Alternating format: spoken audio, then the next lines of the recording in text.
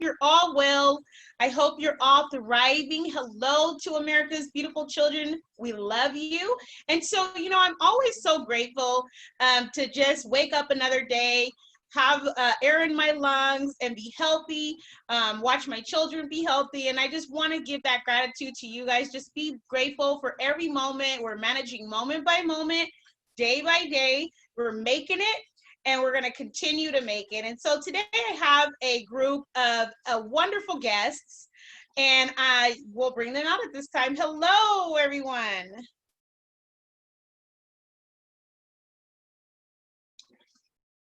Hello. Unmute yourself. Yes. Hey. Hello. All right. Hello, everyone. And so, if you will unmute yourselves, and I would like for everyone watching to know who you are, where you're at, and what you do. And so I'll start with Dr. Ballard. Thank you. Okay. Well, Dr. Yolanda Ballard. I am first and foremost a parent, and my kids are here with Corona Norco Unified School District, scholar, civil rights activist, Yes. and pretty active here in the community. And I'm also a psychotherapist. My doctorate is in educational policy studies, and I also work with mental health. So thank you. Welcome. This is my husband. Yes, I'm happy to be here as well. I'm Dr. Tim Ballard. I'm an emergency department physician, and I'm a parent also, and of our children. We have a 9-year-old and a 7-year-old in the Corona Norco, as mentioned. And so I'm happy to be part of this discussion today. I think we have some unique challenges as both people of color and also parents of children of color. So it's always interesting and enlightening to discuss some of the unique challenges we face.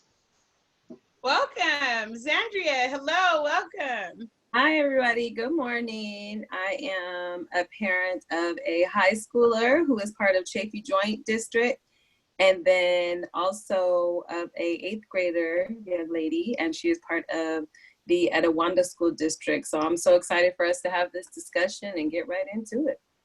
Thank you so much. Billy, hello. Hey, Christina, and hey, y'all.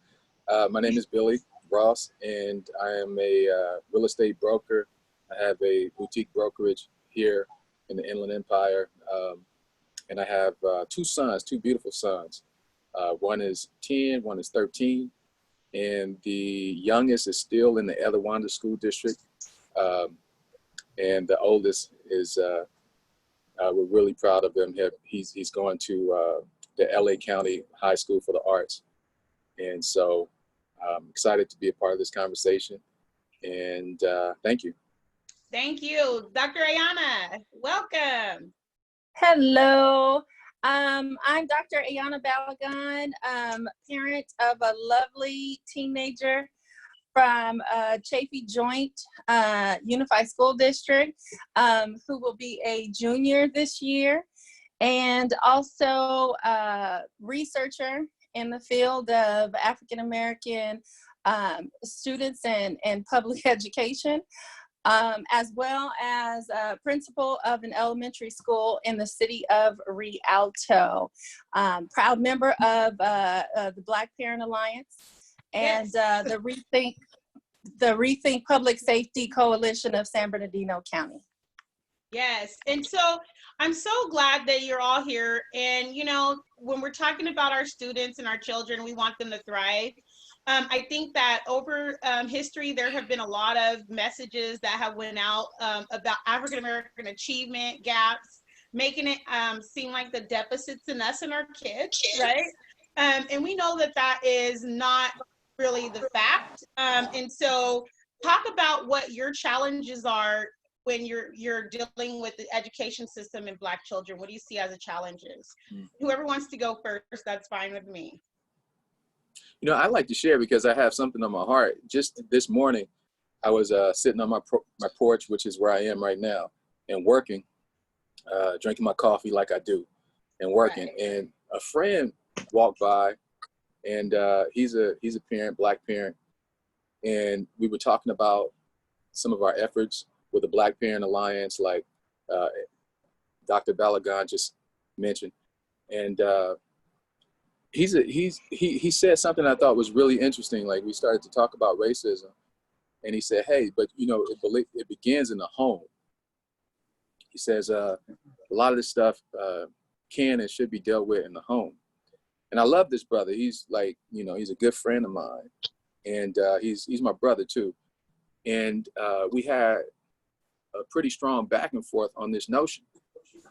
And I think that it triggered me in the way that it did, because in our years of pushing the district to do right by our kids, to move the outcomes, to move the numbers, and to move the quality of our existence in these systems, we get that so often that it starts in the home. And so my feeling is that, and this is what I shared with the brother, is that, you know, that's not like an irrelevant concept. It's a solid concept. It makes sense, but it's just one thing. It represents one thing. And it's often used it's used as a distractionary tactic to get us focused on something other than what we're talking about. And what I see is that one of the biggest challenges with that tactic is that it's not only imposed on us from without, but it's imposed on us from within. Exactly. A lot of times it's Black folk saying that same thing to us when we try to hold these institutions and power brokers accountable.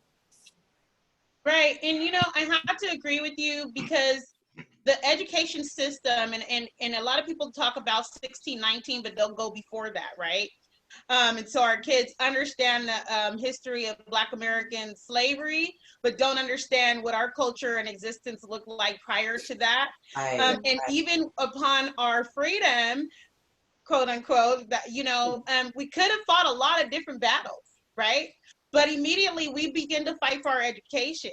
So we care deeply about education, setting up schoolhouses, different things like that. Let's teach each other how to read and write, right? Because it was forbidden, right? And so that you bringing in one perspective instead of looking at education as a mode to freedom from oppression. And we're talking about right education and holding the systems that are set up and paid to do so accountable. Absolutely, I agree. Saying that they learn it in the home, it takes the accountability off the people that are funded to do it and puts the accountability back on something that could be vague, right? It happened to me, so I totally understand that. When my daughter was being racially hated at school, they said, well, we can't do nothing about it because racism starts in the home. Well, wait a minute. She's with you for 6.5 hours a day. How are you educating against such practice, right? Yeah. And so I totally feel that, brother. Thank you for sharing. No problem. Someone else want to talk about their experiences, just, you know. Well, you know, I wanted to even reflect upon some of what Billy was mentioning. I mean, it starts in the home, but also one of the unique challenges we have as members of a minority group in this country is that the whole educational system and the way it's taught is really taught from a European perspective. And, you know, we have to acknowledge that, and that's going to be a root cause of some difficulties in the sense of where do our children and where does our history as people fit in to the whole perspective. You know, our people didn't begin as slaves in the United States of America. Our people have been on this planet for a very long time, and the vast majority of that time was spent not being enslaved. So and some of that acknowledgement is important, I think, for children's self-image and self-esteem as they make their way through the educational system, especially as members of a minority group. And so, you know, what I would love to see, and we're trying to push this, is to somehow bring these different perspective and understanding and even information about who are we as people of African descent. You know, where do we come from? What civilizations were we involved in? And, you know, to have a better perspective on where we are now, what our challenges are now, and what our potential is in terms of our place in this nation.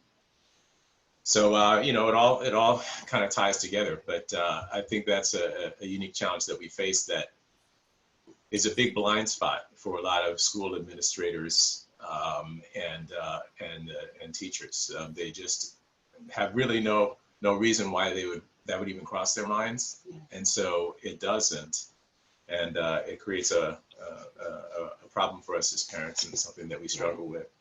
How do we give our children that foundation of who they are and where they can go, right? And how can we also bring our contributions, of course, to this country more to the forefront so people understand and appreciate them. And so we are present and represented and respected for that. And, you know, what goes right along with that, of course, is representation from the standpoint of our teachers. Right, and how within the school, you know, and some of you know that I wasn't even allowed to be a representative in our school district. You know, the PTA is, as far as I'm concerned, pretty much tied up and angled. We're getting the views and suggestions and support and everything from one particular group. And it's the things that they would like to do. And guess what? I'm not represented in that group. My husband's not represented in that group. In large, males aren't represented in that group. It's primarily dominated by white women. And, you know, and I know that I've been to the national conferences and everything else, but I was only allowed to be there and be silent. The minute I started speaking up and decided, hey, we want to bring Black, you know, they were like, well, we don't have the money for that. I was like, well, I'll fund it.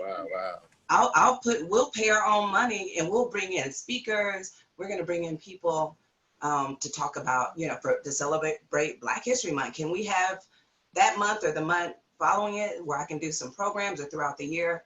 They were like, no, next thing you know it, I couldn't come to the next meeting. And I was go ahead. What's interesting to me about that, the fact that you're trying to fund the cultural congruence and bring in ethnically matched providers. You're not even asking for public funding, even though that's part of what the public funding should have been spent on. More so, if you were saying, I'm going to drop off tons of candy during the month of February for Valentine's Day, it would have been allowed. Oh yeah, of course. But you're talking about bringing in historical and cultural relevance, information that all children should know to be well-rounded and globally competitive. Isn't that a goal, right? And you're like opposed. Now, I don't want my kids to have the candy. I want my kids to have this education, right? And so I just had to say that while you're talking about Black History Month, I think about like, wow, the month of February, everyone is so happy about candy and candy grams and love grams. Love is showing in a love for cultures and diversity, right? Yeah. So, no, exactly. Because we came from we were used to using our own money. We came from a private school setting, and we were kind of forced to use the schools in this district, you know. And it's just weird because on the other side, you think, well, man, this would be so much better. We wouldn't have to spend all this money and do all this for Black History. Only if we, you know, was in the public school, because all that stuff's mandated. That's what we thought from the private side. So when we got here, you know, I was like, they were like, yeah, sorry, we don't have the funds for that. And I'm like, oh, we're used to paying anyway. And I was a little shocked, but, oh, someone's gonna say something, but no, Diana, Dr. Ayana. Yeah, can I just jump in? I hear, unless, of course, Andrea wants to jump in, because I'm going to take it from both a research perspective as well as a parent and then as an administrator. So I don't want to take up her time if she has something to say. I'll just say quickly, I definitely, Dr. Ayana, thank you so much. But I really appreciate what everybody is saying, because it's the honest to God truth, because not only am I a parent, but I also work for the school district. And so I have seen it firsthand. I have been part of PTAs, and I have been part of the APEC. I've been part of the LCAP. For me, what happened was I went to an LCAP meeting, and I saw that Black children of all backgrounds were basically drowning. And the particular district that both my kids were at the time were number 3 in California, but how are the Black children drowning? And I literally went to my car and I cried, and I couldn't understand. And from that day forward, so it's been about 4 to 5 years now, not only have I made myself a part of the district as an employee, because there is no representation for us here, but also I've been part of the LCAP, the site council meetings, and everything else that they let me in the door. I'm all over it. Whether that's now I'm a part of 2 districts, and now I'm spearheading that at the Chafee Joint. And as simple as you're saying about Black History Month, you know, we're just trying to get an actual, you know, Black authors into the hands of high schoolers who have left high school never reading a Black author as part of the curriculum, and they want to shove To Kill a Mockingbird down my child's throat. No, that does not represent us. And that doesn't represent us in any way. So we're having the same struggles, different school district, same area, top-notch school, still not represented. And I definitely think it starts with history. That's number 1, because we all come from Africa, all of us. Origins. All of us. And so because we're not taught the truth, and I know the Dr. Ballards are being really nice. No, we are taught lies. Yeah. We are taught lies. Our children are taught lies. Christopher Columbus didn't, I'm not gonna cuss, but he didn't find nothing, okay? And so because our kids are taught these lies over and year after year, it also, the lies are taught to all the children, which gives them a false sense of superiority. Yes. That is not real. Yes. Because it's not about Black History Month. Black people are the history, period. America would not exist without us. It would not exist without us, period. Not to this degree, not to this degree. No, definitely not. So until that truth is taught, with Ms. Lester started with, until that truth is taught, before we were kidnapped, raped, tortured, and abused, and continue to be, we need to tell the truth about all of that. How about everything? How many different, we come from so many, Black isn't just one group. We have the Black Jews, we have the Moors, we don't even know, we're in so many different facets. It's not just this one group. Everything. We're trying to push for history, real history. Right, go ahead. So we are the history. Right. That's the truth. So let me just back up a little bit. So I know they always start with slavery, and in agreement with you guys, I belong to a royal family in Nigeria. There are other royal families besides, you know, Queen Elizabeth, that continue to exist. We can go back and say, oh, prior to slavery, we were X, Y, and Z. No, the actual truth of the matter is there are still royal families in certain parts of Africa. Yeah. With all that being said, that's not being taught, because all we say are the flies on the kids and the donate money and come over there and help them and give them Christianity, right? But let me just go back, because we're talking about American schools. So as a researcher, I find it very profound that when we had Plessy versus Ferguson and the separate but equal laws that started the Jim Crow laws, that then started the segregated schools to the nth degree, and Black people through litigation said, this is no longer acceptable. We want to have the same amount of support as other schools. What did our Supreme Court do? They integrated us. And I'm keeping and pushing this point because I want you to understand how schools were not designed for Black kids. Yes. The current school systems we have right now were not designed for Black kids. Yes. Our Black students were inserted as a means to appease the litigation. They were inserted into these schools.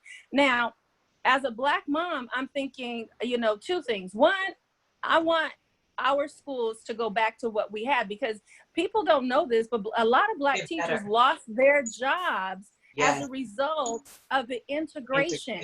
What we had was beautiful. In fact, our students were doing so well. White schools were jealous and looking at, now this is from a historical research perspective, they wanted to know what we were doing. So it was in their favor, just like with the major baseball leagues, Black integration, and how Jackie Robinson, it was a benefit to them to have it integrated. And so as we look at schools and the insertion of our Black kids into these school systems that didn't fit, as a Black parent, I'm thinking two things. I'll let you get your stuff together. But in the meantime, I really want to go back to what we had for our schools. And because we had school communities, we had things that we had mamas and teachers who lived in the community and it does start in the home. But as Zandria was saying, when it comes, and Billy, and you guys, we're all educated Black people, middle income, sorry if no one is, I mean, if I'm assuming, but most of us do educate our students, but our students are still not thriving in these school systems. So we can't say it begins in the home, because my home is just like her home, which is just like, it's the system itself. Yes. So we can't allow people to deflect and say that the mistreatment and what Bettina Love calls spirit murdering, we can't allow people to spirit murder our kids in this system. And you talk about the PTA.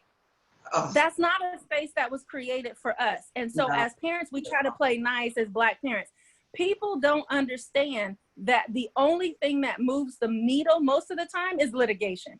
Yeah. And so, and this is from a historical perspective, this is from a research perspective, when it comes to making change for systems that have already existed, the only way to change the system is to take it higher than the local people running the system.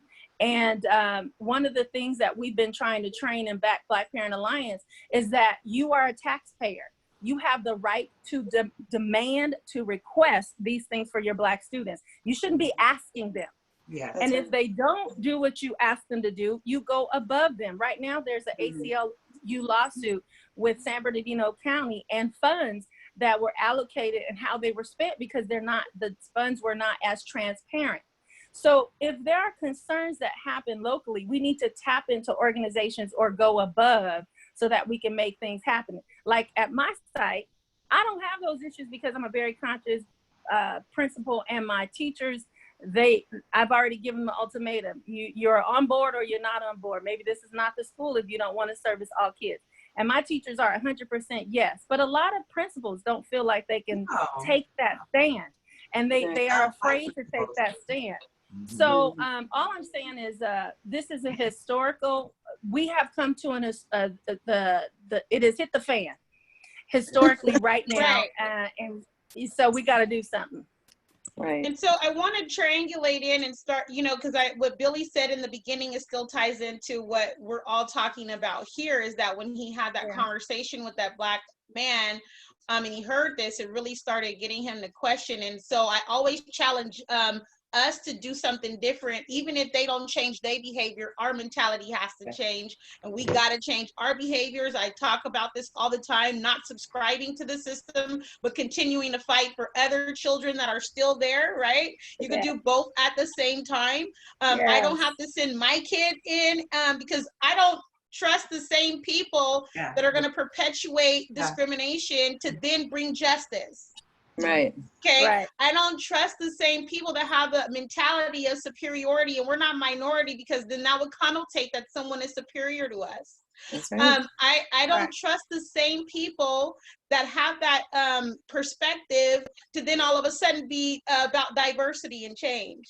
So we're talking about moving past diversity and inclusion into systemic change. And right now, if we don't marshal in a new era in 2020, and I'm not talking about getting passively by, I'm talking about seizing what is necessary, because like you said, Dr. Anna, we're not asking for favors, right? Then we are going to still continue to watch as they continue to perpetuate the same cyclical, historical, what I call pathological behavior, right? And I'm sure, Dr. Tim, you can understand when I'm saying that this is pathological, and looking at it from the perspective of me being Afro-Latina, I understand the diaspora very well, right? that not only did you go and take people from one place and spread them all over, but you just totally went in and stole land from indigenous people. And now my last name's, you know, my family's last name, one side's European, the other one's, I don't know, whatever white America created, right? To go all around and create what I call white ethno-states that didn't have us in mind, but we built them, okay? Right. And if our children don't understand that, no, you don't have to learn knowledge from them, they learn knowledge from you, right? Because this is a creation that was stolen, okay? So look around you and you'll see what your ancestors built. And I'm talking about on both sides, whether we're talking about people that were indigenous to the Americas, but that's still origins, you migrated from origins, right? Right. But then also people that were stolen and brought in, forced into economic exploitation to build the nation, right? Which I call a white ethno-state. Europe is complicit in this. Okay. Yes. And people forget about the European connection to all of it. And so we have to be able, parents, I admonish you to teach your kids from a proper perspective, because if you don't give them that, their identity will be created for them, right? Every time we identify with last names that have been given to us that says, well, we don't know what happened past that. So we have to teach our children what happened past that. And so I just had to like get that out of there. And I think we lost Billy, but if he comes back in, that'll be fine. So whoever wants to talk about what do you see as a solution, you know, moving forward? Yeah. Well, there's so many angles to it. It's such a multifaceted problem. And you know, I think one of the starting points is representation, because at least have someone at school who your children can identify with and say, hey, they're a purveyor of information, they're a source of information, they're somebody I can trust, and they also remind me of myself, you know? I think that's important for the kind of self-realization of the children, and for the self-esteem of the children. I want to echo something that Dr. Ayana had mentioned, because you know, the importance of setting a culture at your school, if you're in a position to do that. And, you know, one thing we've been disappointed in is that it did not seem as if the principals of the schools, some of the schools that we had attended, really embraced that idea of cultural inclusion. And it starts from the top down when you're talking at a local level. You know, the people that you're recruiting and bringing on have to all be on board with that vision to really bring it to life. And we've mentioned the concept of you know, things starting at home, whether it's either problems of racism or perhaps getting people on the right track. It starts at home. But you could be the best parent in the world, but you know, as the saying goes, it takes a village to raise a child. You know, no matter what you're doing at home, it needs to be reinforced in a social environment at school. And let me jump in on that. I want to take the opportunity to say, so that's one approach. The other would be to have our own schools. There's options for charter schools, and you know, things that we can do to kind of bring in more of our culture. Like, how long are we going to fight? Like you said, how long are we going to say, will you please accept us? Will you let me teach a, you know, it's ridiculous. And to end my story, I was booted out of the PTA. It's never happened. I didn't even know you can be kicked out of a organization where you're just volunteering your time. But they said they weren't shouldn't be able to. They weren't comfortable with it. The principal was on the board, Mrs. Anna Luna, and she was just like, yeah, sorry, I can't do anything about that. Well, the point is, I could have fought it. I made it to the president of the PTA, the national president, and she was very apologetic and said she dated a Black guy, so she knows how it feels, you know. And she let me know that she said that she dated a Black guy, so she knows how it feels. She knows how it feels to be with this oppressed group. And what school district is this? Yeah, this is with Corona Norco Unified School District. Corona Norco. The PTA 23rd district. Okay, so she told me I can get you back on, because they can't get rid of you like that if you didn't do anything. They can't they can't be uncomfortable with you. So she's lying. Well, let me not say that she's lying, but let me just say let me say, when we got to my site as an administrator, there was another lady who was principal at the time when I was an assistant principal. And we got to the school and there was some racial tension between our Latino and our Black families. And they were fighting over basically the same resources. We both said, thank you very much for your service. We vote that we don't have a PTA at our school until you can figure this out. And we closed our PTA. Every administrator has the option to do that. So for her to say there's nothing she could do, that's not the truth. There was lots that she could have done. Well, that's what happened. I just didn't want to waste any more of my time. I didn't fight to try to go back since they went through that big effort to kick me out. The principal wouldn't let me participate in any capacity, join anything. All they said I can do is go sharpen pencils and help out with the teachers by volunteering in the classrooms. So to make a long story short, our they district— want you and your husband as doctors. Yes, we were only able to help. And I'm not saying we're above sharpening pencils, but you were offering so much more money, resources. To the children. We spent money. We put stuff into the school. Like I spent about $1,000, and I took in like things for their school store so they can raise money. And we didn't get anything back from it. The money went to the PTA or to the school. We donated gifts to the teachers and staff for their hard work. So we jumped in there doing all that. And what happened? We were pretty much silenced and we weren't able to participate in anything. In the meantime, my kids are being racially discriminated. They're being discriminated against by other students. So the way the superintendent dealt with our situation was they sent us to another school. So now we're at another school. And to be honest with you, let me tell you how they get around Black History Month. It's on a year-round system. There's no school in February. So how wonderful is that? So I agree. I think we need to take another stance, maybe find another school. You know what I mean? I mean, create a charter school or a school that is going to be more geared to that. Or if there's some kind of online charter, I don't know. I'm not excited to go. I put one in the chat. So Margaret Fortune has Fortune Schools, and I put it for all of you watching in the chat. She is still enrolling. Her schools are designed and focused on bridging the African American achievement gap, right? We call it that.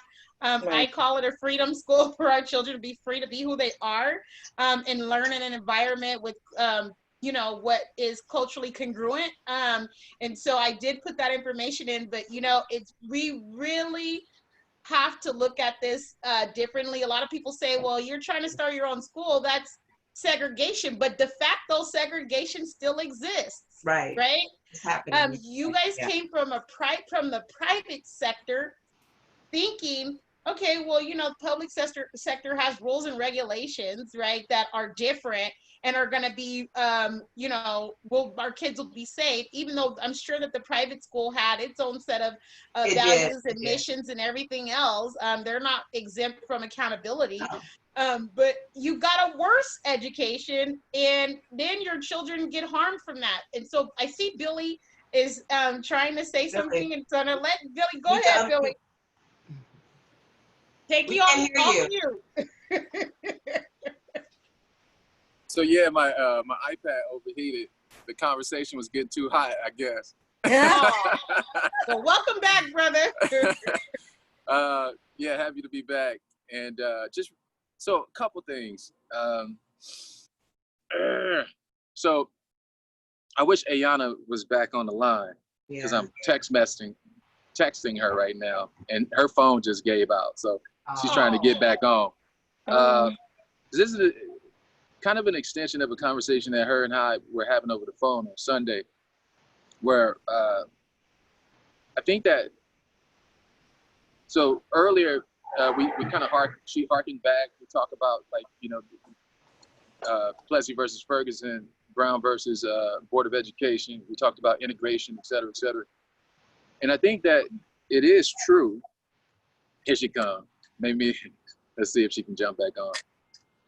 I think it is true that we did have these systems and we did have these communities that were thriving. And I don't think that is true that was the universal standard. For instance, my mother, you know, I'm fond of saying that I come from poor people. I I don't have to come from kings and queens to be okay with myself and who I am. I come from working people, poor people. My mother came from a part of Texas she grew up in, which was totally different, had a totally different experience than my mother-in-law came from in Hyde Park in Chicago, where she grew up. So you had that, really kind of thriving, kind of, Black, well-nourished, well-provided for, enriching, school experience in Chicago for Black folk. But with my mom and them, they just had integration worked really well for them because they were able to get material resources that they didn't have prior. At least it put a Band-Aid on the open wound. So anyway, I'm saying that to say, it's a little bit more complicated, maybe. And also this idea that, we need to make demands and we have to seize. I think, Christina, earlier you said, we need to seize the moment. We need to seize these opportunities. We also have to be strong enough to do it. So in real estate, I have a rule that when I negotiate, I don't bluff. Right. That's my rule. Me neither. Never. I like that rule. So that means that, figuratively, if I point a gun at you, I'm prepared to shoot you. It's loaded, and I'm prepared to do it. Okay. I've sized up the situation. I've done some calculations. I know where my leverage and my power is, and I'm prepared to deal with you. We exist. Some people may relate. We exist, particularly in this school district where we are, Etowanda School District. We exist in a community where Black folk are spread out real thin. Mm-hmm. We don't have a lot of the kind of institutional power bases that we have in other communities. So for instance, real quick, we belong to kind of multi-denomination evangelical churches, which are ran by conservative white people. And we tie to these organizations. And as a result, we don't have that base from which to organize and get rid of a school board member if we run into a situation where they're not responding to our demands. We don't have those fundraising mechanisms. We don't have the infrastructure where we are right now. If you go further along the 210, the cities get blacker. So my wife and I, we live in Rancho Cucamonga. Mm-hmm. Next to us is Fontana. Next to them is Rialto. Next to them is San Bernardino. So for instance, in the Rialto, you actually got Black churches. You know what I mean? You got not kind of that Black, many. well, but you got more than you got in Rancho Cucamonga. Yeah. And you have a little bit more community infrastructure for fundraising, for organizing. And I think that Black people are a little bit more organized and ready not only to make demands, but follow up with those demands with action that will have real consequences for people in power who ain't listening to us and responding the way we need them to respond. And the reason why we creating stuff, I think, in part, like the Black Parent Alliance, we created that, from thin air. The reason why we creating stuff like that is because we don't think that the infrastructure exists. I'd rather be effective than right. I'd rather be like effective in moving the numbers and the outcomes and having better outcomes than like having my name on something. I wish the infrastructure was here. I'd rather just plug into the existing thing and work with what's already working. But the challenge is in communities like where I belong. So where I grew up, in Compton, my father was like, dang, man, if I would have realized the effect that raising y'all here would have had on y'all, me and my siblings, he was like, I would have probably moved us out of here. And I was like, Pops, I could have that same conversation with my kids. Where I say, man, if I would have realized the effect of moving my kids in this so-called good community where they pepper on the mashed potatoes, the effect that it would have had on them, I probably would have moved them out of here. And so we have these trade-offs and we end up in a situation where we're diluted And we can make all kind of demands. But if we ain't ready to knock some people off, that's right. In terms of these, these positions, these power brokers, if we ain't ready to knock them off, if we can't put, 100 people in a room and put, $100,000 into an account, shit, we ain't ready. So I ain't saying that we can't get ready. Excuse me, my English. I ain't saying that we can't get ready, but, I ain't misinformed either.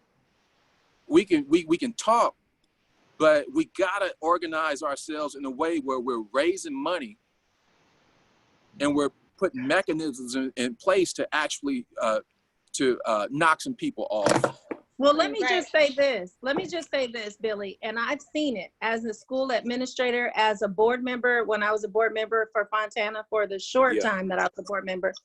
I've seen Latino groups come consistently. It was only about 5 or 10 of them that have come consistently to board meetings, sign up for public comments, and they made change happen. So it's, I don't know if we do both.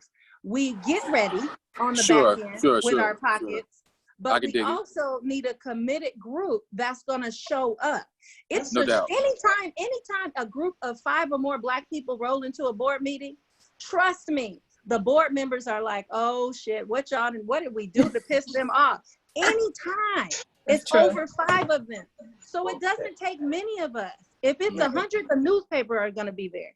Right. I just think we have to find enough of committed people, a core group of committed people.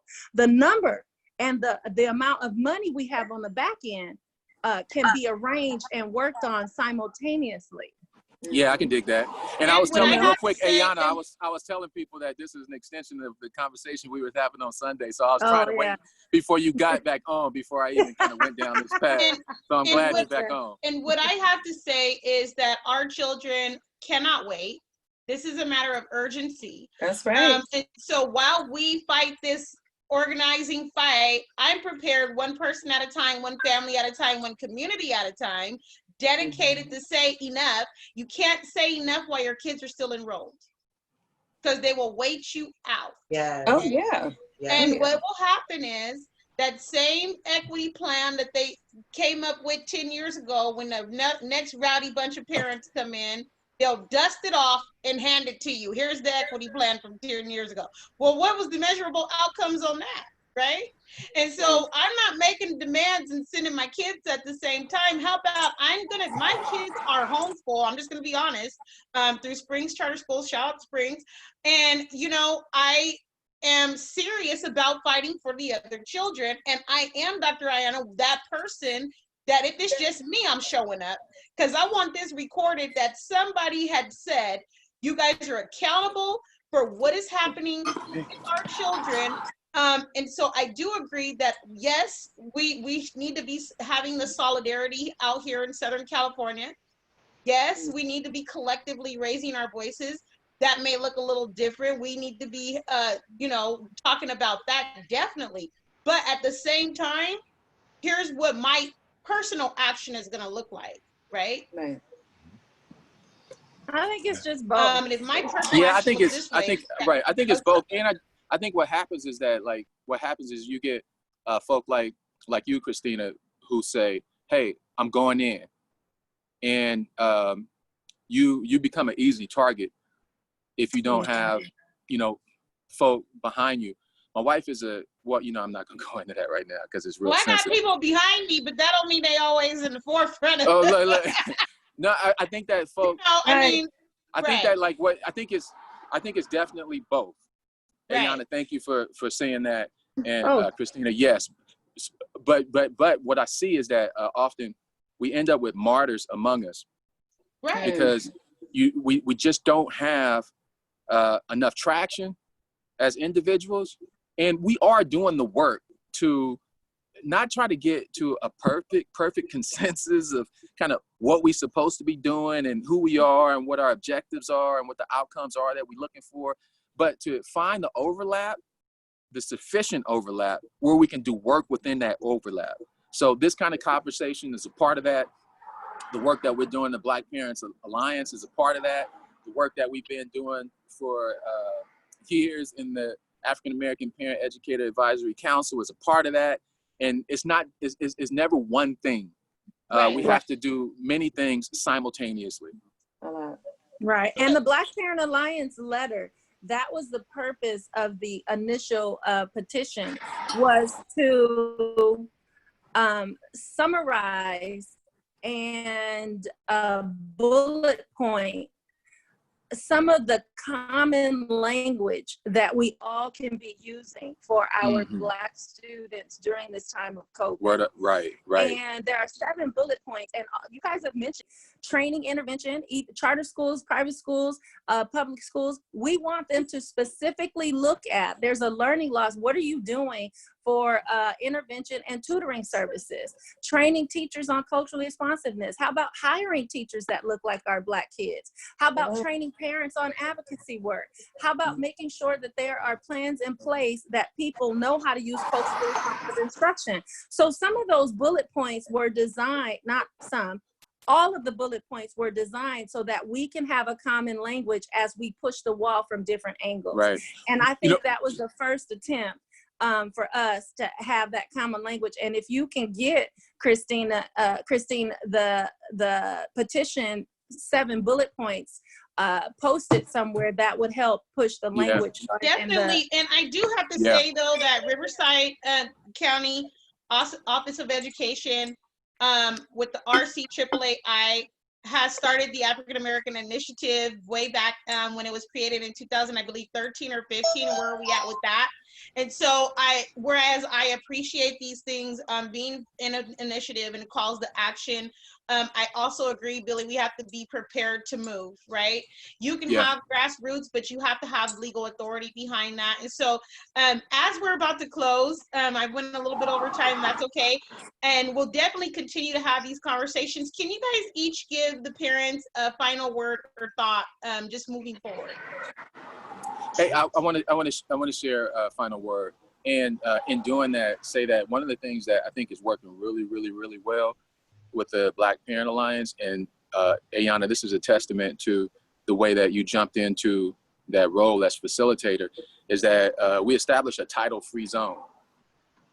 So, we're not like Dr. Balagan and, Dr. this and that. We're not doing that in that group, because what we're trying to do is make the conversation accessible for people who can sometimes feel intimidated. And, by this kind of highfalutin language and all these titles and stuff like that. And so, race is important to me. Class is also important to me. And there's a huge overlap in this country between race and class. And so one of the things that I can say to all y'all out there listening is that, when you're trying to set up these organizations, you don't want to make the same mistakes that white supremacists make, where you start to feel like, you know best for people who ain't represented at the table. You want to, I think, try to set up an environment culturally where people, feel like they have a voice, and they do have a voice, because you are going out of your way to make sure that they have a voice, not only those people who have fancy titles and stuff like that. So, Ayana, thank you for setting that tone. And such that's a reflection of your heart, and I appreciate it big time. Okay. Oh, thanks, Billy.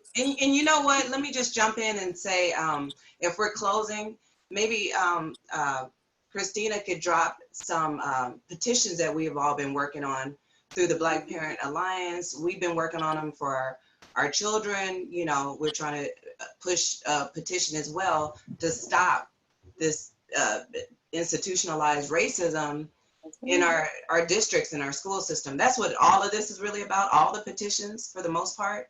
And we want to try to come up with solutions. So maybe we can drop that link, and people can also support some of the things that we're doing in our, as we fight, for a social justice, right? Right, definitely I will do that. And I have shared those petitions out before, Cool. And especially, Thank you. Marietta and Temecula have had calls to action petitions, and I'm sharing those. Yes. We're talking about what's within the IE. And what is going on in the Inland Empire with Black students. And so definitely I will continue to support and bring those things to the forefront of awareness. Those are just some things people can do to help. If I could drop a final thought and just, you know, we've talked a little bit about working from inside the system and outside the system.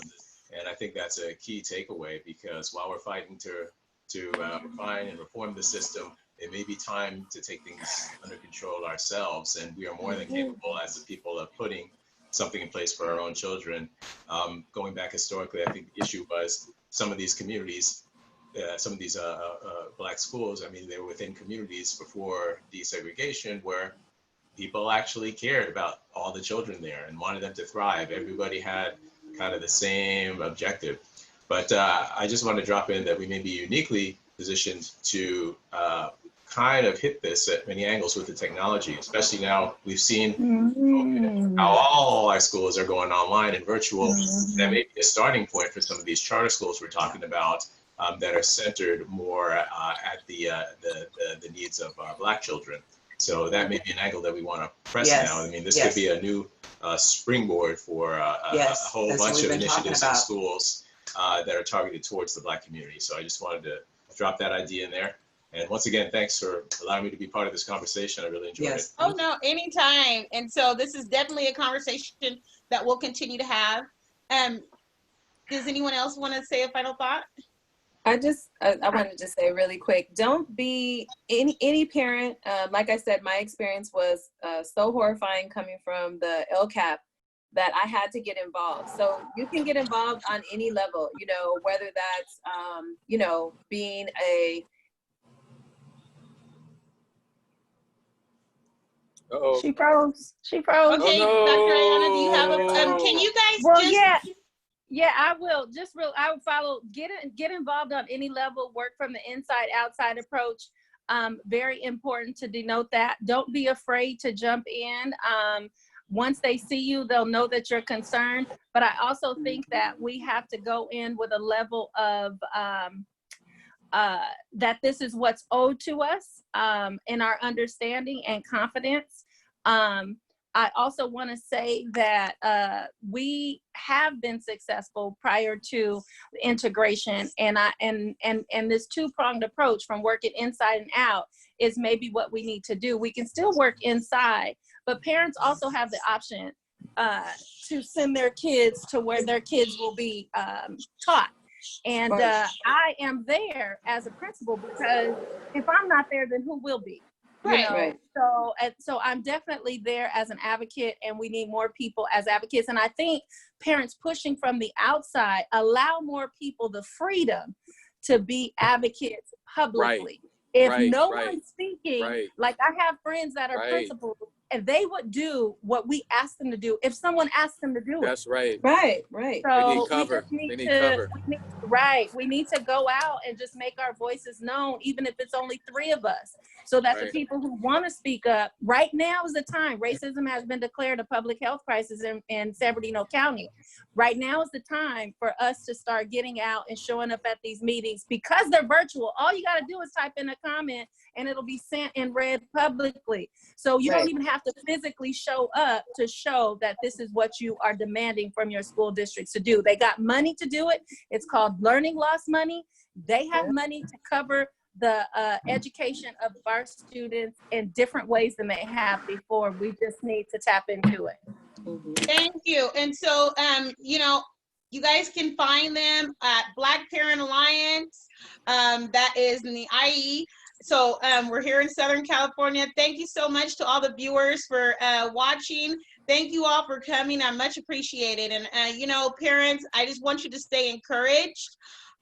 Continue to teach your kids who they are, so no one's able to dictate that to them. Help them to be able to understand that they identify with your family values, and all of those wonderful things that you would like them to know, and so they thrive. You all have been watching Managing Day to Day with me, Christina Laster, and National Parents Union. I hope you're all well. Continue to thrive. Goodbye, America's beautiful children. We love you, and we will see you again next time. But in the meantime, you can check out shows that air throughout the day. Thank you all so much. Bye-bye. All right. Bye, everybody. Bye, everybody.